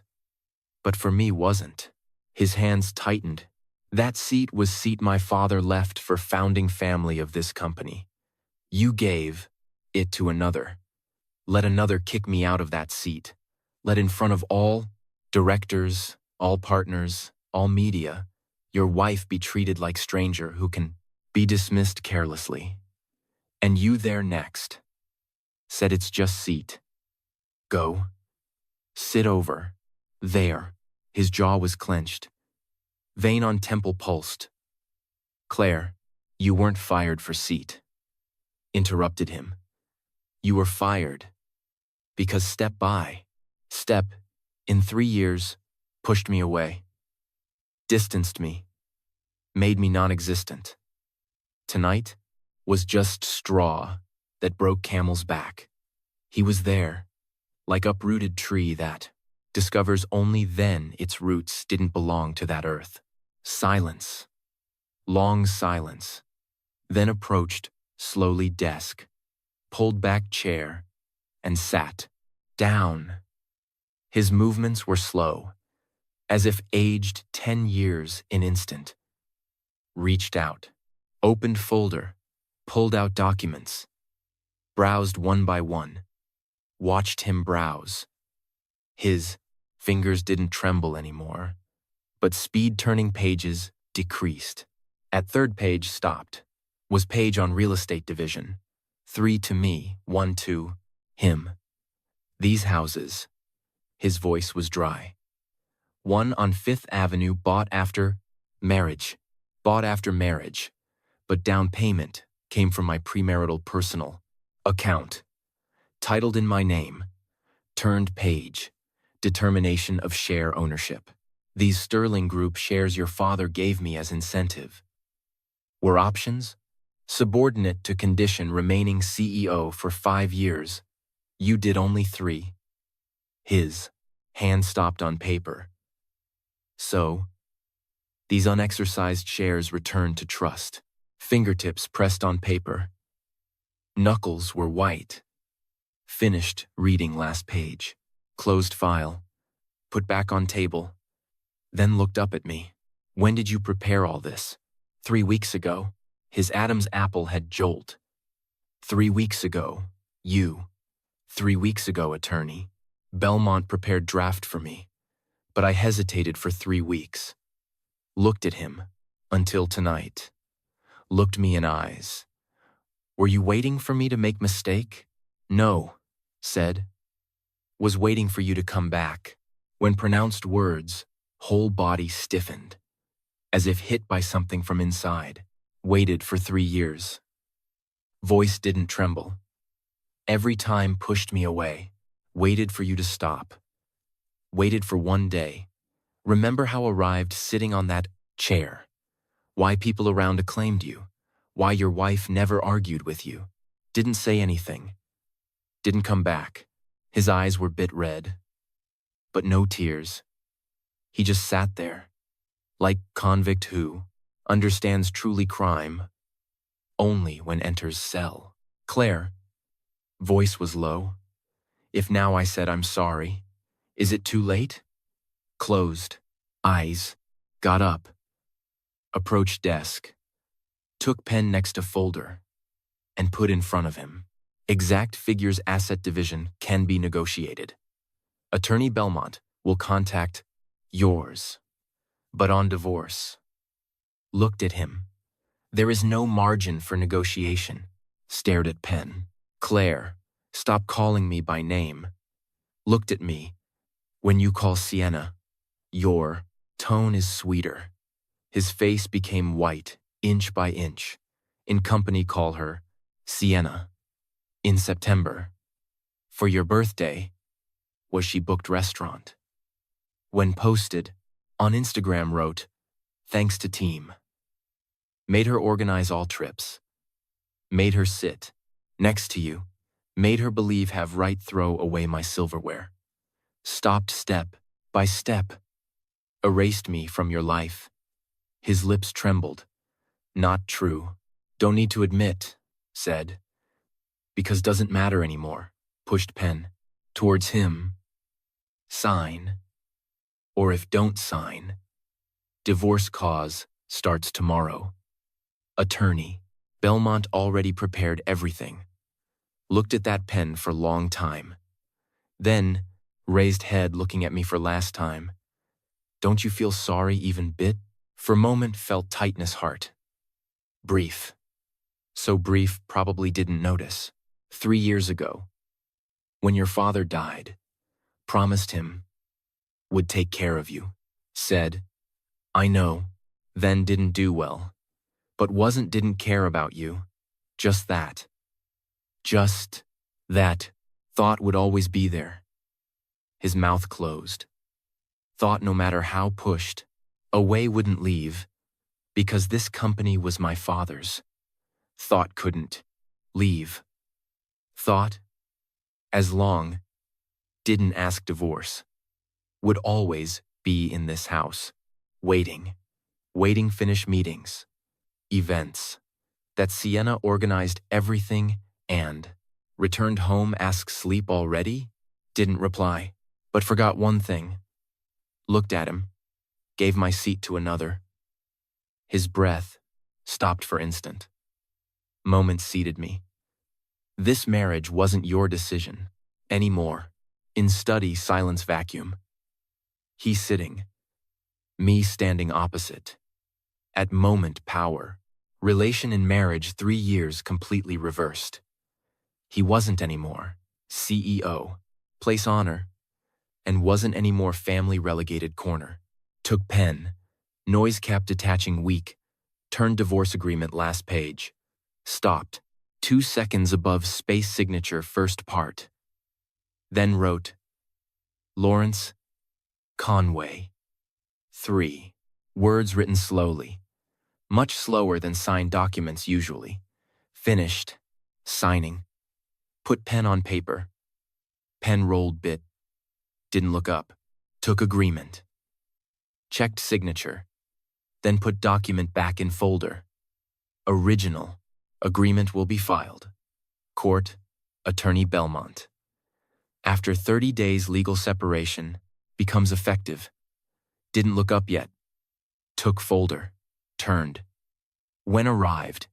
Study. Door. Voice came from behind. Claire. Stopped. Didn't turn. What will do from now on? Thought second. Back Sterling Group. Silence. Company needs managed. Said. Always needed. Only before thought person could be you. Heard heavy breath.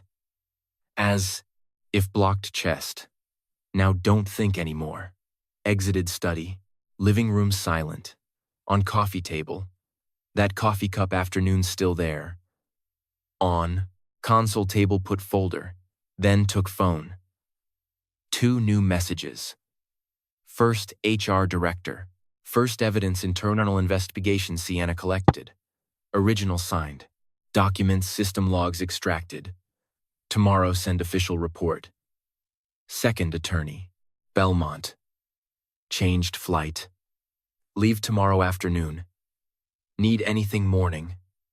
Call me, replied Attorney Belmont.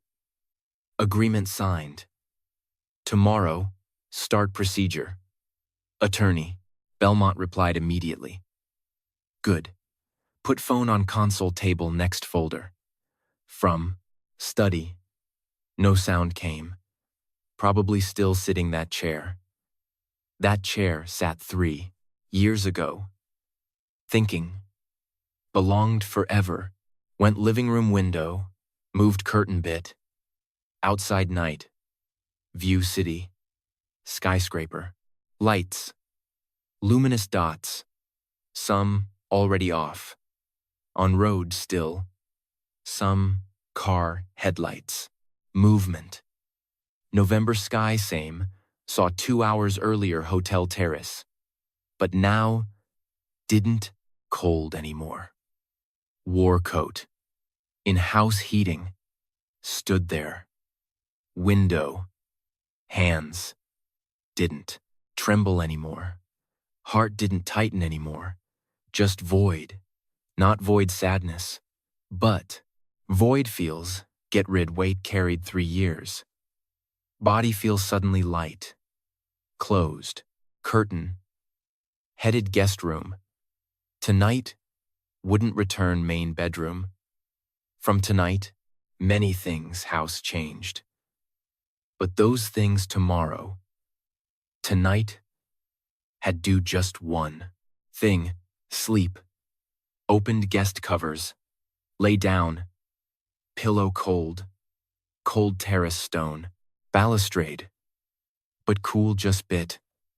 Then body heat warmed. Closed eyes.